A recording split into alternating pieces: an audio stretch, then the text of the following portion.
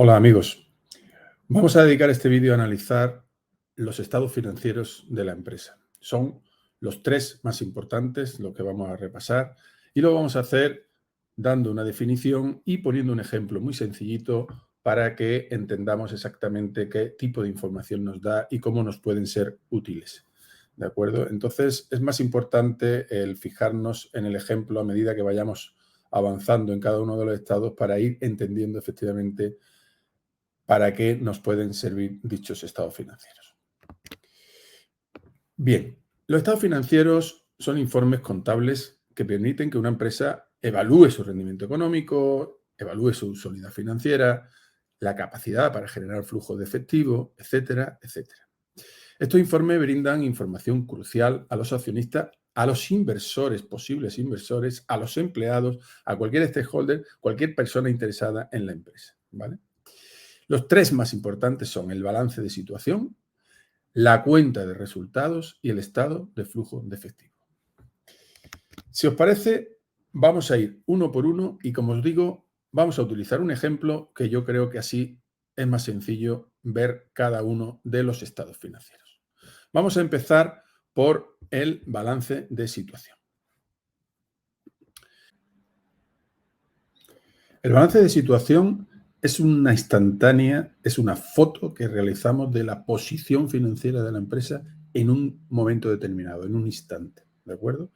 Bien, como veis, aquí tenemos un balance de situación. Para empezar, ¿en qué consiste? Bueno, pues consiste en dos columnas, a la izquierda el activo, a la derecha el pasivo y el neto, ¿de acuerdo?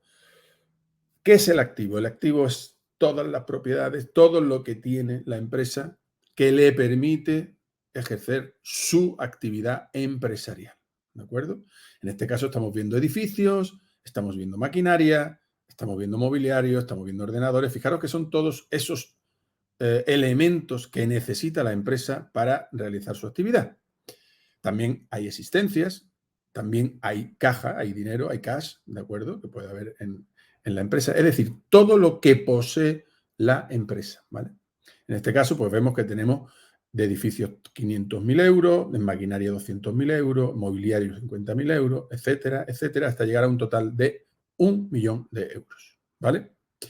Fijaros que os distinguimos entre el activo no corriente y el activo corriente. El activo corriente es aquel en el que nosotros vamos a tener una, digamos, convertibilidad en líquido mayor, más rápido. Es ejemplo existencias, es ejemplo la propia caja que es líquida de por sí, ¿verdad? Mientras que el activo no corriente es todo aquello que necesitamos, digamos, pues para liquidar, hacerlo de una forma, nos va vamos a tardar más y además no va a ser tan inmediato, ¿de acuerdo? Ese es el activo no corriente. Pensar en un edificio, pensar en las propias maquinarias, etcétera, ¿no? Son elementos que no son corrientes, que son no corrientes. En la parte derecha del balance de situación tenemos el pasivo y el neto, es decir, tenemos cómo vamos a financiar ese activo que acabamos de ver. ¿Cómo hemos comprado esos edificios, esa maquinaria, ese mobiliario, etcétera? ¿De dónde ha salido el dinero? ¿Cómo nos hemos financiado? Bien, tenemos, como vemos, dos tipos, financiación de pasivo y neto. ¿Qué es el pasivo? El pasivo es los préstamos que hayamos podido pedir a una tercera persona, un banco, una entidad financiera, cualquier cosa. Bonos que hemos podido emitir al mercado. Es decir, capital que hemos pedido prestado para adquirir ese activo, ¿de acuerdo? Y por lo tanto es una deuda que tenemos con terceras personas. Y en segundo lugar tenemos el capital. El capital es el dinero que nosotros, empresarios o los propietarios de la empresa, ponen, es una financiación propia para llevar a cabo la empresa, ¿de acuerdo? Eso no se le debe a nadie, sino que es propio de los accionistas de la empresa. La deuda la podemos distinguir, lo mismo que hemos hecho con el activo, como a largo plazo y a corto plazo. Deuda a corto plazo es aquella exigible a un año, hasta un año, y la deuda a largo plazo más allá de un año. Eso es lo que llamamos pasivo no corriente, al igual que hacíamos con el activo, y en la deuda a corto plazo, el pasivo corriente. ¿De acuerdo? Por lo tanto, tenemos, como resumen, activo. ¿Qué es lo que tenemos en la empresa para llevar a cabo la actividad empresarial? Dividido en activo no corriente y activo corriente, dependiendo de la convertibilidad en dinero de ese activo. Y a la derecha tenemos la deuda a largo y a corto, que es el pasivo no corriente, y el pasivo corriente, que es la financiación externa, y el capital, que es la financiación interna, es la financiación propia, la financiación del propio empresario que pone, del accionista que pone ese capital para llevar a cabo la actividad empresarial. ¿De acuerdo? Bien, este sería el primero de ellos, balance de situación. Recordad que esto es una foto que se hace en un momento determinado de la empresa, ¿de acuerdo? Pues se llama balance de situación. En este mismo instante, la empresa, financieramente hablando, tiene este aspecto. Es una foto que hacemos de la empresa. Vamos a la segunda, al segundo estado financiero, que es el de cuenta de resultados. La cuenta de resultados proporciona un resumen de los ingresos y los gastos y, por lo tanto, beneficios o pérdidas que haya podido tener la empresa durante un periodo de tiempo específico. ¿De acuerdo? Lo mismo que el balance de situación era una foto en un instante determinado, esto es un periodo de tiempo en el que sumamos ingresos, restamos gastos y obtenemos los beneficios o pérdidas que hayamos podido tener en ese trimestre, semestre o el año fiscal correspondiente. ¿Vale? Bien, si os parece, hacemos lo mismo que con el balance. Pasamos a un ejemplo, aquí lo tenéis, cuenta de resultados. Hemos hecho una genérica y además lo hemos puesto en español y lo hemos puesto en inglés para que identifiquemos cada uno de ellos en los dos idiomas, ¿vale?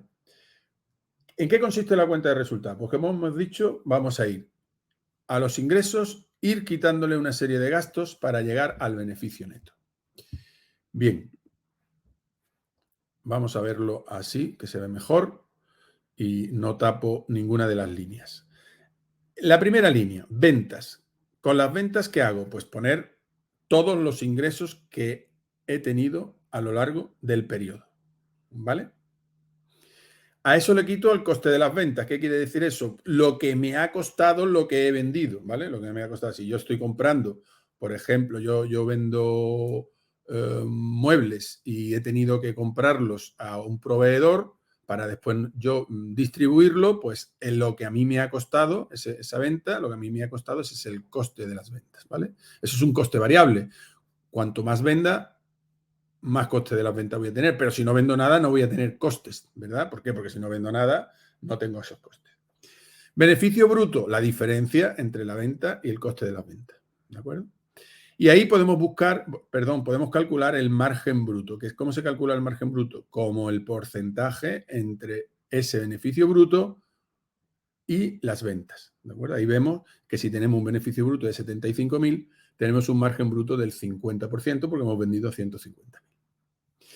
Bien, si le quitamos los gastos de venta, generales, de explotación, es decir, todos los gastos de explotación, ¿no?, que necesita la empresa, las oficinas, el personal, los gastos de investigación y desarrollo, es decir, todo aquello que tengo que incorporar a la actividad empresarial para llevarla a cabo, pues obtengo el resultado de explotación que también llamamos EBITDA, ¿vale? Llamamos EBITDA. Ahí restamos 30.000, nos quedan 45.000 euros del resultado de explotación. También, repito, llamado EBITDA, es muy utilizado. Bien, y ahora viene la parte de quitarle las amortizaciones y las depreciaciones. Bueno, no he dicho que el margen se calcula exactamente igual. Yo he llegado a un resultado de explotación de 45.000, lo divido entre 150.000 y tengo un 30% de resultado, ¿vale? De margen EBITDA, en este caso, un 30%. ¿Qué quiere decir eso? Que si yo vendo 100, pues 30 me quedan como EBITDA, ¿vale? Ese es el margen EBITDA.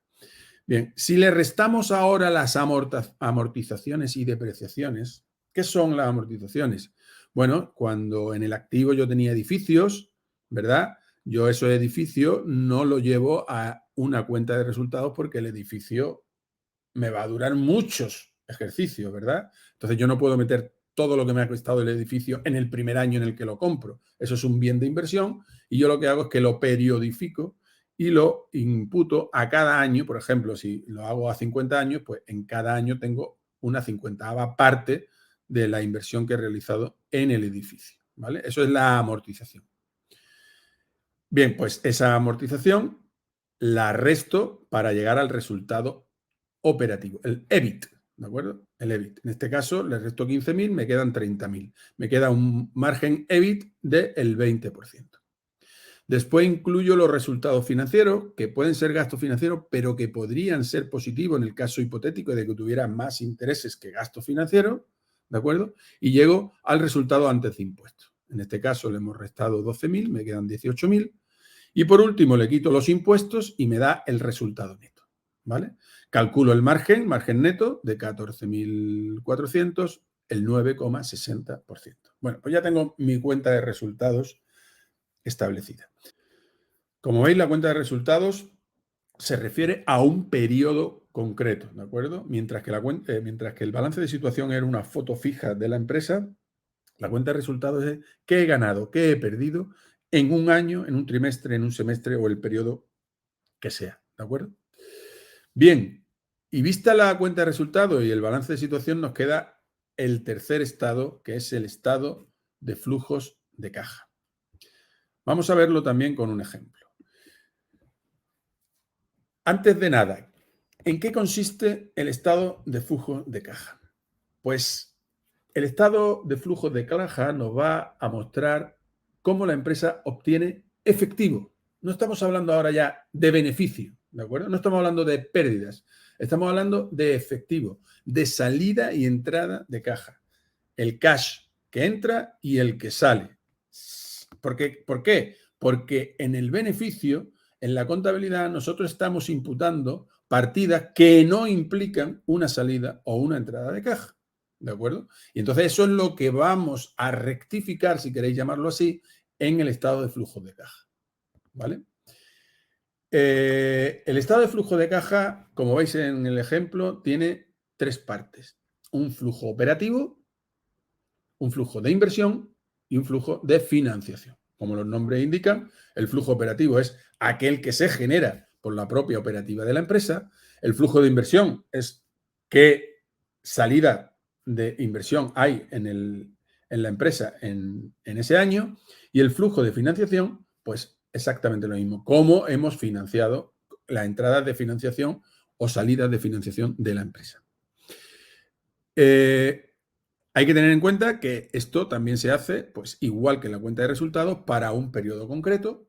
De hecho, es como una especie, ya hemos llamado, de rectificación o una matización a la cuenta de resultados en la que ponemos en relación los beneficios contables con los flujos de caja reales, verdaderos, la entrada y salidas de ese dinero, ¿vale?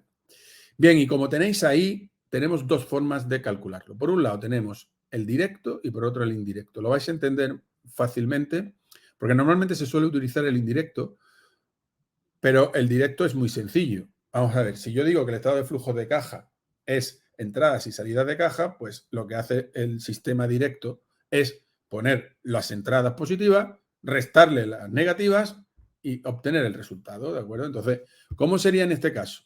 Pues en este caso, fijaros, en el ejemplo, yo digo, flujo operativo, ¿cuánto me ha entrado de ventas? 300. Muy bien. ¿Cuánto salió para pagar a proveedores? 100. ¿Cuánto salió para pagar gastos operativos? 50. Y impuestos, 20. ¿Cuánto me ha quedado de efectivo de explotación? 130. Es decir, en el apartado operativo, yo he generado 130 euros de caja, ¿vale? Porque me han entrado 300 y me han salido 170, ¿de acuerdo? Y después ya sigo, flujo de inversión. ¿Cuánto me ha salido el flujo de inversión? ¿Qué he pagado de inversión en este año? Pues este año he invertido 50. Pues resto 50 porque me ha salido, ¿verdad? He invertido 50, me ha salido. ¿Y de financiación qué ha pasado? Pues que he devuelto deuda de los préstamos, de los bonos que tenga y tal. He devuelto deuda por 20, ¿de acuerdo? Y he pagado 5 de dividendo. Total, ¿qué ha salido? 25. Lo que ha salido para pagar la deuda y lo que ha salido para pagar los dividendos, en total 25. De tal manera que el total cambio de efectivo, ¿cuál será? La suma del efectivo de explotación, del efectivo de inversión y del efectivo de financiación. Total 55. ¿Vale? Si yo tenía el saldo al inicio del año eran 100. ¿Cuánto tengo al final del año? 155. Claro, yo tengo al inicio del año 100. Como me han entrado 55 de todos los flujos, al final de año debo tener 155. Y así cuadro mi estado de flujo de caja. Vámonos a la segunda parte. ¿Cómo sería el sistema indirecto? Bien, el sistema indirecto lo que hace es empezar a calcular el flujo operativo no como entradas de flujo positivo y negativo, sino desde el beneficio neto, ¿vale? ¿Y qué hace con el beneficio neto? Le hace unos ajustes necesarios para que cuadre el flujo de caja con el beneficio neto. ¿Y cuáles son esos ajustes? Bueno, yo aquí he puesto los tres más conocidos, los tres más, digamos, fáciles, y podemos con ellos justificar cualquier ajuste teniendo en cuenta cómo se hace, ¿vale? Depreciación, le sumo 30. ¿Por qué le sumo 30 al beneficio neto de la depreciación? Porque la depreciación no es una salida de caja como hemos visto anteriormente. La salida de caja se produjo cuando se invirtió, ¿de acuerdo? Por lo tanto, la depreciación es una imputación contable que no implica salida de caja. Luego, si no implica salida de caja, yo se lo tengo que sumar al beneficio neto, porque en el beneficio neto la hemos restado, ¿verdad? Porque contablemente la restamos, pero como no es salida de caja, se la sumamos, ¿vale? Bien. Incremento de la cuenta de clientes. ¿Qué es eso? Pues que yo tenía clientes por, imaginemos, 100 y se han incrementado a 150. ¿Eso qué quiere decir? Que yo he contabilizado ventas por 50 clientes más que no han entrado en caja, porque clientes significa que son deudas que tienen los clientes con nosotros, ¿de acuerdo? Entonces, como los clientes todavía no me han pagado y se han incrementado los clientes, pues eso lo que significa es que no ha entrado esa caja que nosotros hemos dado contablemente. Por lo tanto, la tenemos que restar, ¿vale? Si hubiera sido un decremento de los clientes, tendríamos que sumarla, lógicamente, en sentido contrario. Si yo lo que hago es reducir mi cuenta de clientes, lo que he hecho ha sido cobrar clientes que ya tenía yo en cartera y, por lo tanto, que no están contablemente y que sí van a ser una entrada de caja, ¿vale? Incremento de proveedores. Aquí, justo al contrario, ¿verdad? Porque si el incremento de clientes genera un ajuste negativo, el incremento de proveedores es un ajuste positivo, ¿vale? ¿Por qué? Porque si yo estoy incrementando los proveedores es que he metido un gasto que no ha salido de caja y por lo tanto yo tengo que meterlo como ajuste positivo. ¿De acuerdo? Y así con todos los ajustes, beneficio neto, y a partir del beneficio neto voy bajando con aquellos ajustes que significan una no salida de caja, ¿de acuerdo? Y por lo tanto la voy ajustando. De tal manera que cuando llego al mismo efectivo de explotación, 130. Debo llegar al mismo efectivo de explotación. A partir de ahí, flujo de inversión, flujo de financiación, total de cambio efectivo, como antes, saldo al inicio del año, 100, como he tenido 55, lo mismo, saldo al final de año, pues debo tener 155. ¿De acuerdo? Bueno, pues estos han sido los tres flujos de caja. Fijaros que cada uno de ellos se refiere a un aspecto concreto de la empresa, el balance de situación a una foto fija del momento financiero en el que está la empresa, cuáles son mis activos y cómo los he financiado y qué parte es pasivo y qué parte es neto. Importante, qué parte me financian externamente y qué parte financio yo internamente. Después tenemos la cuenta de resultados, que es una cuenta de un periodo de tiempo en el que tengo en cuenta qué ingresos he tenido, qué gastos he tenido contablemente hablando y cuál ha sido mi beneficio y mi pérdida. Y por último tengo el estado de flujo de caja, que es aquel estado que liga esa cuenta de resultados con mi entrada y salida de caja reales. De tal manera que haciendo unos ajustes, aquellos que no implican entrada y salida de caja, debo llegar al mismo resultado de la cuenta de resultados, es decir, desde el beneficio neto hasta ese incremento o decremento que haya podido haber de flujo de caja, ya digo, incremento o decremento. Y espero que haya quedado lo suficientemente claro como para empezar a estudiar estos tres estados. Esto ha sido como una visión general de todos ellos.